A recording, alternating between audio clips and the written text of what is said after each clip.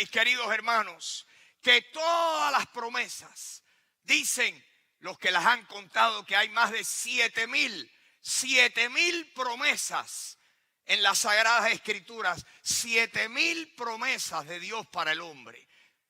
Más de 7,000 promesas. Piensen ustedes, piensa tú, mi querido hermano, mi querido amigo, que nos estás escuchando esta mañana, cuántas promesas te ha hecho Dios a ti. Nosotros creemos que Dios ha puesto su palabra, los dichos que han salido de la boca de Dios. Dios los ha puesto a la par, a la altura de su nombre. Dos cosas no pueden estar más altas: el nombre de Dios y la palabra de Dios. Él dice que esas dos cosas están encima de todo, el nombre de Él y la palabra de Él. Nosotros creemos que Jesucristo nos enseña. Jesús fue quien dijo: el cielo y la tierra pasarán, pero ni una coma, ni un puntico de mi palabra dejará de cumplirse. Piensen ustedes el poder que hay en las palabras de Dios. Y yo les confieso, como he hecho en semanas anteriores, que debido a toda esta pandemia y todas las cosas irregulares que han ocurrido, que lo cierto es que la Semana Santa pasó desapercibida, pasó demasiado rápido en medio de tantas cosas ocurriendo. Y yo pensando luego y diciendo, ¿verdad? No profundizamos en todo lo que el Señor hizo, en todo lo que el Señor dijo. Y como resultado de eso fue después del domingo de resurrección que pensamos en en echar atrás y en hablar acerca, ¿verdad? Utilizando como base lo que acabo de decir, la palabra de Dios. Pues hemos vuelto atrás a recordar y a meditar y a exprimir y a sacarle algún provecho a las palabras de nuestro Señor Jesucristo. Los evangelios, Mateo, Marcos, Lucas y Juan, están llenos de las palabras de Jesús, las cosas que Jesús dijo, las cosas que Jesús enseñó, por supuesto las que también hizo, su conducta, sus actos. Pero sabemos que cuando el Señor fue a la cruz, cuando finalmente lo crucificaron, pues ahí el Señor estuvo 6 horas. Nos dice en las Escrituras que tuvo un periodo de 6 horas y que allí el Señor se expresó a veces a Dios, a veces a personas, 7 veces. Lo conocemos como las 7 palabras de Jesús, las 7 palabras en la cruz. En realidad no fueron 7 palabras, fueron 7 frases. Hemos cubierto 4 de ellas. Hemos cubierto 4 frases. Las primeras 4, nos faltan 3 frases. Y debido a que hoy es el Día de las Madres y tomamos unos minutos adicionales, pues yo quiero nada más que cubrir la frase número 5 en esta mañana, la frase número 5, pero quisiera recapitular y quisiera recordarles a ustedes las 7 frases. La primera fue cuando Jesús fue clavado en la cruz y habló acerca del perdón. Y en el libro de Lucas, capítulo 23, versículo 34, dice así la primera frase de Jesucristo en la cruz. Dice: Padre, perdónalos, porque no saben lo que hacen. Padre, perdónalos, porque no saben lo que hacen. Esa fue la primera frase. La segunda frase se encuentra en Lucas. Fue la conversación que tuvo con el ladrón en la cruz. La conversación que tuvo con el ladrón en la cruz.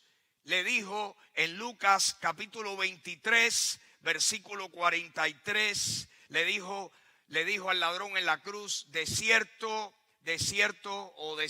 te digo que hoy estarás conmigo en el paraíso. De cierto te digo que hoy estarás conmigo en el paraíso.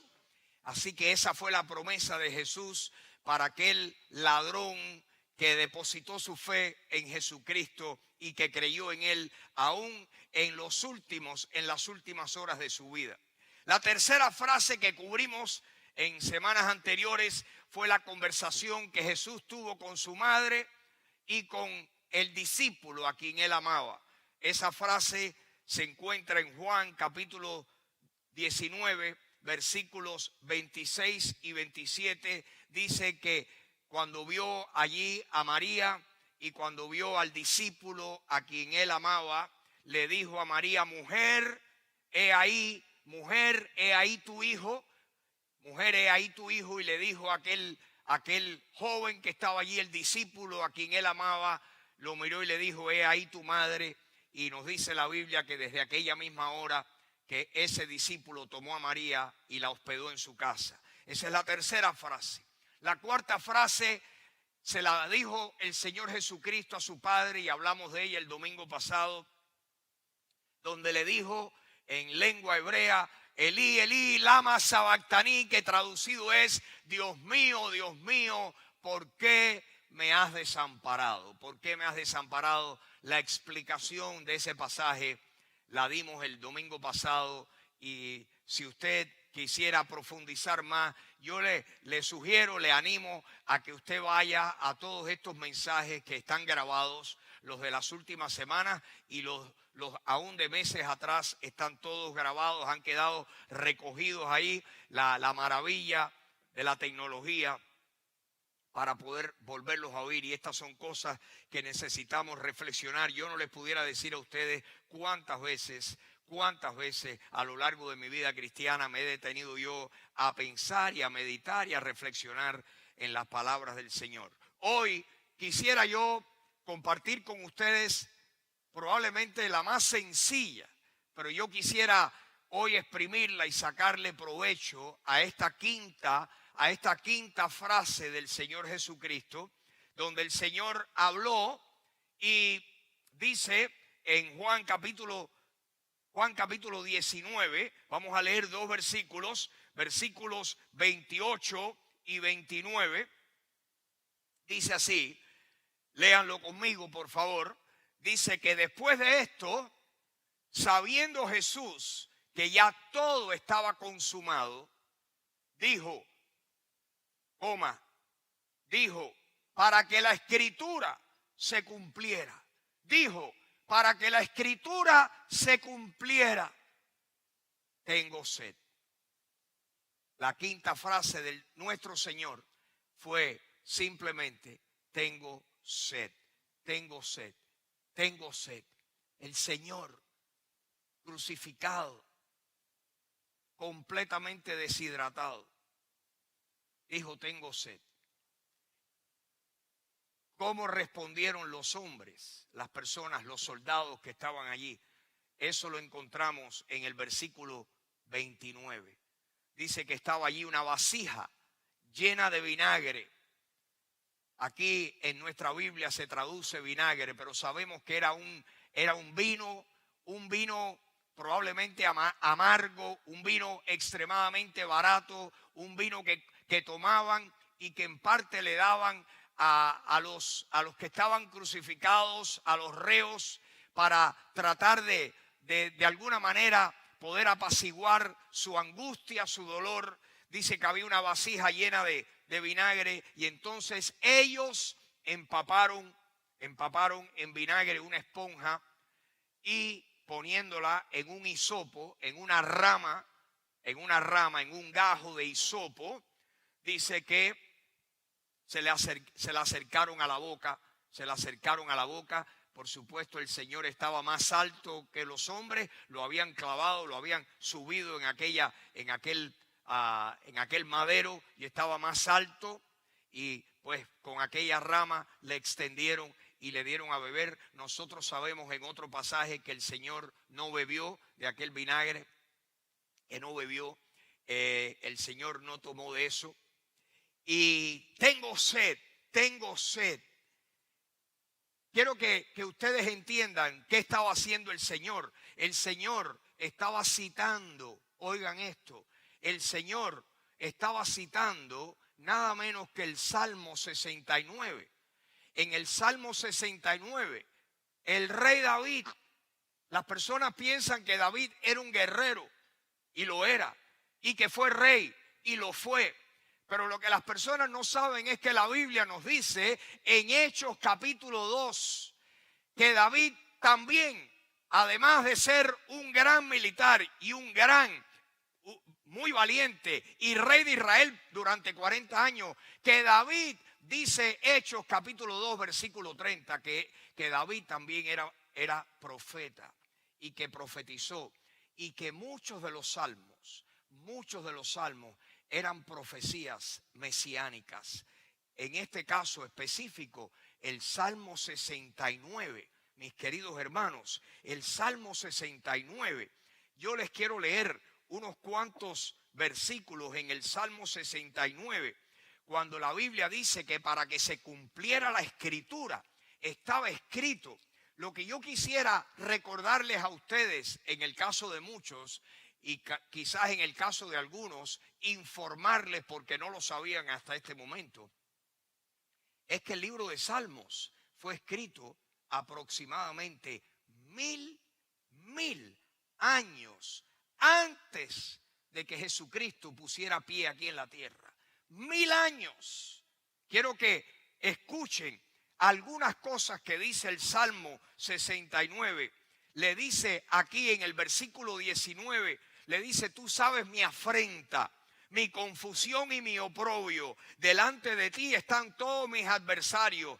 El escarnio ha quebrantado mi corazón y estoy acongojado. Aquí no estaba hablando solamente del rey David.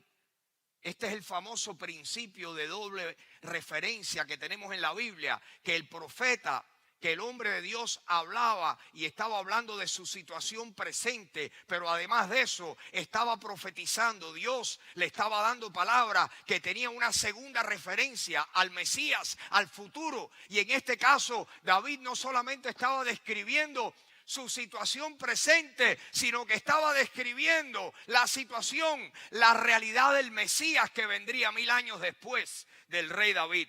Tú sabes mi afrenta, mi confusión, mi oprobio. Delante de ti están todos mis adversarios. El escarnio de los que están aquí delante de mí ha quebrantado mi corazón. El Señor tenía el corazón quebrantado y dice: y estoy acongojado. Esperé quien se compadeciera de mí y no lo hubo. Y consoladores y ninguno hallé. Me pusieron además hiel por comida y en mi sed me dieron a beber vinagre. En mi sed me dieron a beber vinagre. Y el Salmo 69, yo les quiero animar a que ustedes lo lean para que vean cuántas otras profecías mesiánicas. Las personas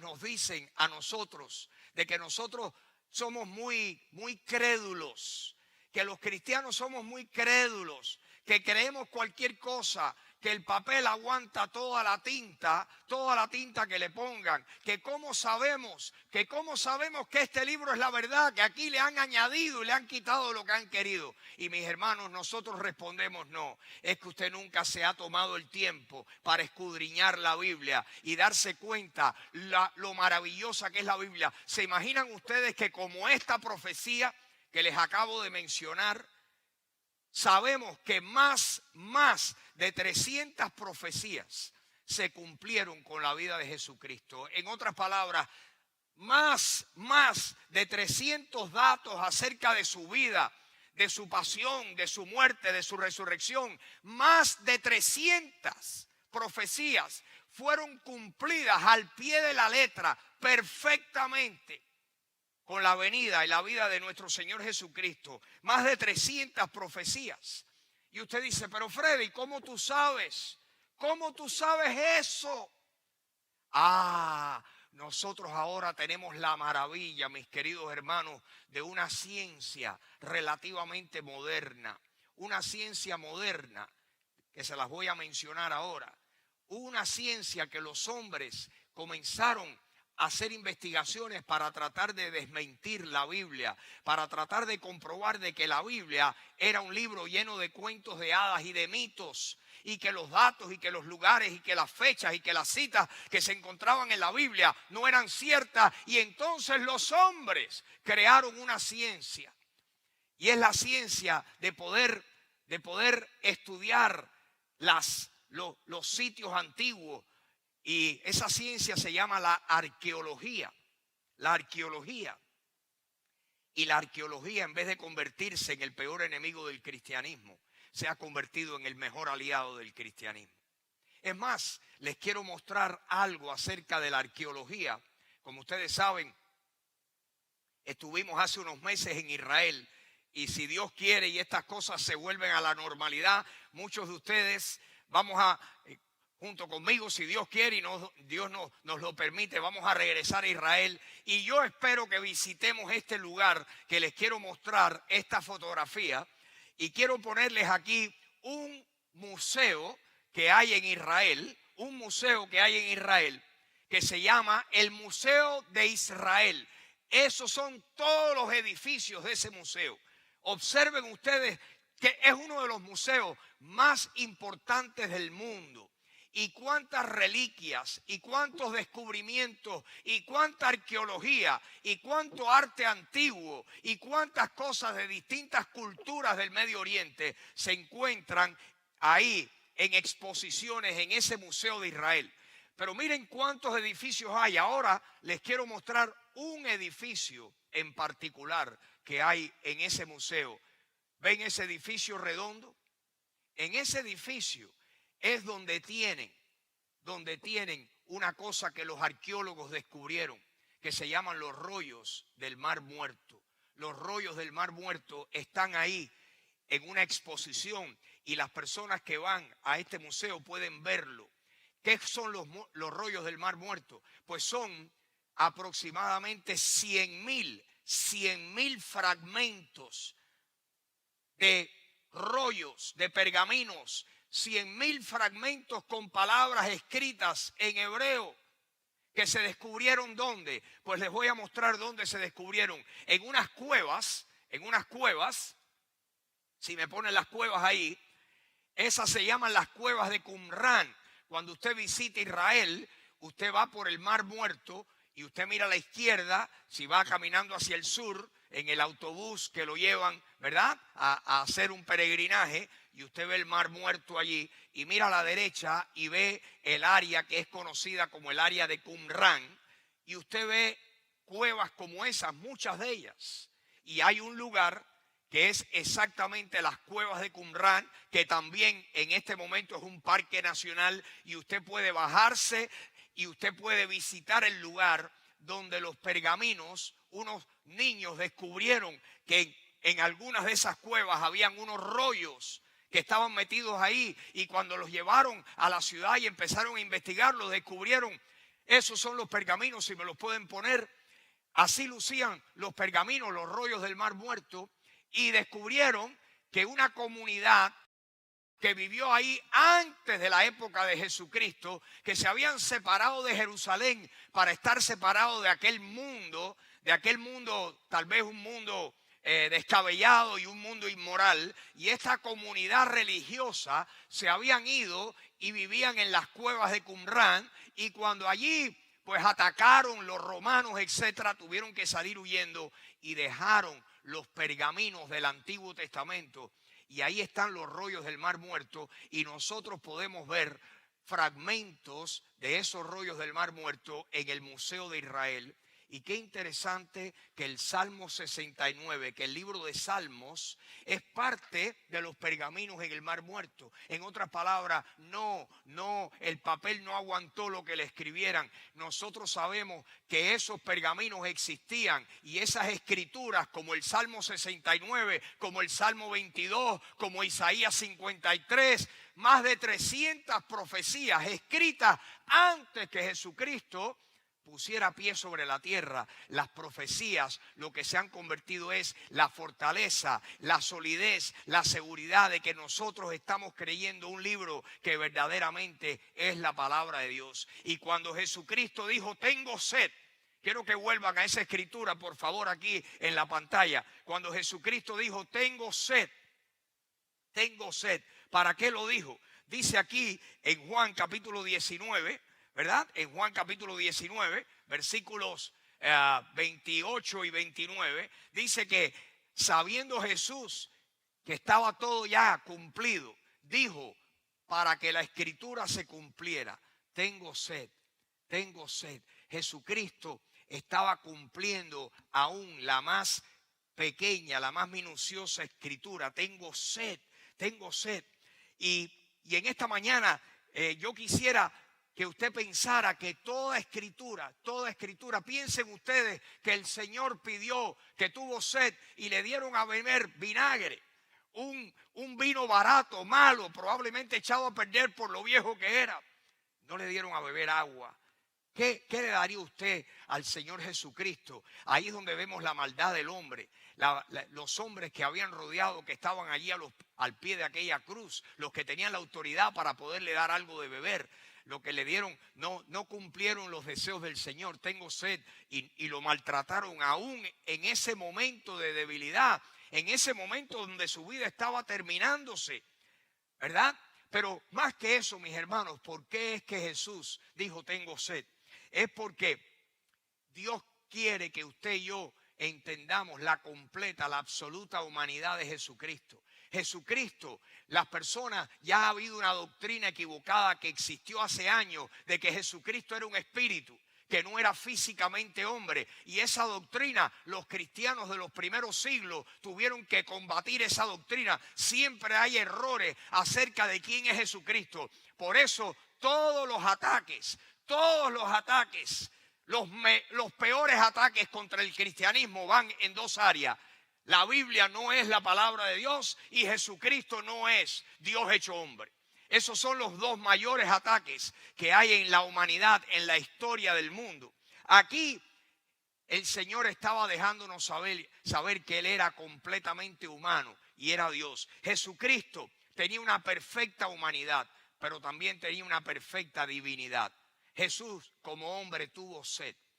Y el Señor quería que usted y yo entendiéramos que era hombre. ¿Por qué tenía que ser hombre? Porque si Jesucristo no era hombre como usted y como yo, no podía tomar los pecados de los hombres y tomar el lugar y convertirse en el sustituto de los hombres. Tenía que ser como nosotros, tenía que ser de nuestra raza, tenía que ser semejante a nosotros, con una excepción, que no tenía pecado. Dice que Él fue semejante a nosotros en todo, pero que no tenía pecado. No se halló en Él pecado ni engaño en su boca.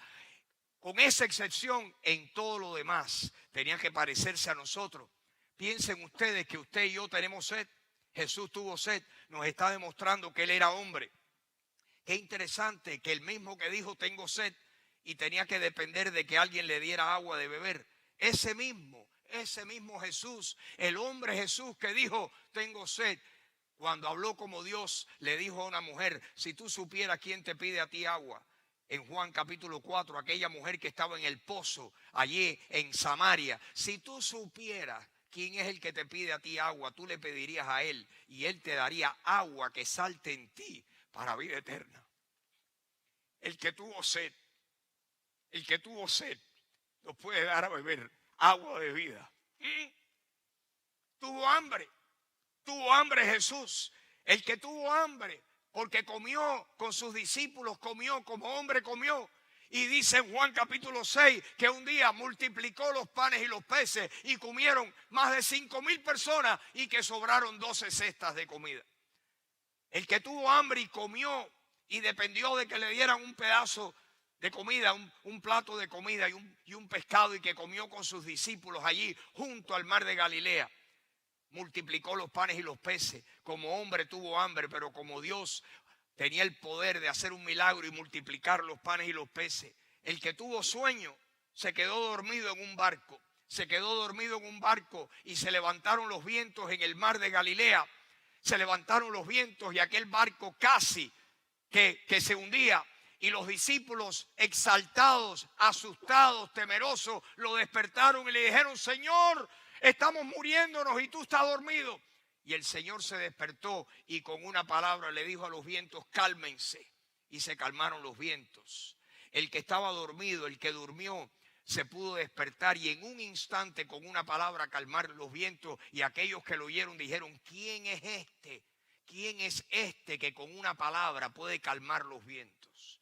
Jesucristo era perfectamente hombre y era perfectamente Dios. Necesitaba ser hombre para que tú y yo pudiéramos ser perdonados. Y por supuesto nada más que Dios podía cargar nuestros pecados. Y en esta mañana, quizás tú estás oyéndome, quizás haya alguien que esté ahí, quizás tú ya sepas que Jesucristo es tu Salvador y que se hizo hombre y que murió por ti como hombre. Pero como Dios te puede dar a ti vida eterna, como hombre murió, pero como Dios resucitó, como hombre derramó su sangre, pero como Dios puede limpiarnos de nuestros pecados con su preciosa sangre. Nada más que Jesucristo puede hacer eso, nada más que el Señor puede hacer eso. Y un día tú y yo, ¿cuántos han muerto en este momento? Y yo me pregunto, ¿cuántos han muerto? Todos los días nos dan la cifra de las personas que han muerto en Miami, producto del coronavirus. Todos los días nos dan cita cuántas personas han muerto en el estado de la Florida, en los Estados Unidos, en el mundo. Y eso es sin contar cuántos han muerto de cáncer, cuántos han muerto de enfermedades sexualmente transmitidas, que han muerto en hospitales o en sus casas, con un sistema inmune completamente destruido y han muerto de otro virus. ¿Cuántas personas mueren? Y yo he tenido en estos últimos días, ayer para ser exacto, conocemos Aurora y yo a un joven de 29 años, simpático, bien parecido, que lo conocemos hace poquito tiempo. Se paró. Tengo que decir que tenía, porque ya no está con nosotros, 29 añitos. Tenía una camioneta, se paró detrás de la camioneta para hacer algo, no sé exactamente los detalles. Sé que vino un vehículo y lo atropelló y lo aplastó en contra de su camioneta y murió instantáneamente, completamente aplastado por una camioneta. 29 años, 29 años. La muerte, la vida es corta y la muerte es segura. Por eso tú y yo necesitamos tener la seguridad de que Jesucristo es nuestro Salvador, que Él murió para pagar nuestros pecados. Tú y yo, gracias a Dios, hay muertes accidentales como esa, y hay otras muertes que pudiéramos decir que cuando una persona muere con una larga vida es una muerte natural, pero lo cierto es que ninguna muerte es natural. Todas las muertes son, en realidad no era lo que Dios tenía planeado, pero Dios quiere darnos a nosotros, a ti y a mí, vida eterna. La Biblia dice que nosotros podemos tener vida y que la vida eterna está en Jesús, y que el que recibe a Jesús, el que tiene a Jesús tiene la vida, pero el que no tiene a Jesús no tiene la vida de Dios residiendo dentro de él. Y yo te pregunto a ti si tú tienes la vida dentro de ti. Y si no la tienes, yo te pido que en esta mañana este Jesús que le dijo al Padre, perdónalo, este Jesús que le dijo al ladrón en la cruz, hoy vas a estar conmigo en el paraíso. Este Jesús que tomó nuestros pecados y llevó nuestros pecados. Eso dicen las Escrituras, que Él llevó sobre su cuerpo nuestros pecados mientras que estaba en la cruz. Y que nosotros, que antiguamente estábamos muertos a los pecados, ahora podemos vivir gracias a la justicia de Él, y por cuya herida nosotros podemos ser sanados. Y yo te quiero pedir que tú, si no lo has hecho antes, que hoy tú le digas a Jesucristo: es verdad, un día me voy a morir, pero yo quiero, el día que yo me muera, estar al lado tuyo. Yo quiero estar en tu presencia. Yo quiero vivir al lado de Dios por la eternidad. Eso es posible. ¿Por qué? Porque Jesucristo dice que Jesucristo es la resurrección y la vida. Jesús le dijo a Marta y a María, cuando fue allí a levantar a Lázaro de los muertos, les dijo: yo soy la resurrección y la vida. El que cree en mí, aunque esté muerto, y vivirá. Y todo aquel que vive y cree en mí no morirá eternamente. ¿Crees tú esto? Yo creo eso. Yo creo que Jesús murió y pagó mis pecados, resucitó, y que Él es mi resurrección y mi vida. Y que gracias a Él, un día yo me levantaré de la tumba fría para estar al lado del Señor. ¿Y tú? Un día vamos a estar al lado del Señor, los creyentes, los regenerados, los salvados, los que hemos nacido de nuevo. Y yo te invito a que hoy tú le digas: Señor, yo quiero hoy nacer de nuevo. Yo quiero hoy creer en ti, Señor Jesús. No lo entiendo todo, pero creo que tú eres el Hijo de Dios. Dilo conmigo en este momento. Cierra ahí tus ojos y vamos a tener un momento de oración y terminar. Jesús, díselo. Díselo en tu corazón o en voz alta, ahí donde estás en tu casa. Díselo, recíbelo. Dile: Jesús, yo creo que tú eres el Señor y creo que moriste por mí. y después de 3 días resucitaste. Yo creo en ti. Te pido que entres a mi vida y perdones mis pecados y me des vida eterna. Gracias, Señor. Gracias por la salvación. En el nombre de Jesús. Amén. Si lo has hecho, hoy estás en la familia de Dios y te doy la bienvenida y que Dios te bendiga. Si lo habías hecho ya, pues en esta mañana es momento para reflexionar en estas cosas. Y qué mejor momento para compartir con otros estas buenas noticias que en estos tiempos de incertidumbre que vivimos. Que Dios te bendiga, que Dios los bendiga. Nos vemos el miércoles, que Dios les bendiga. Que tengan un feliz domingo, Día de las Madres.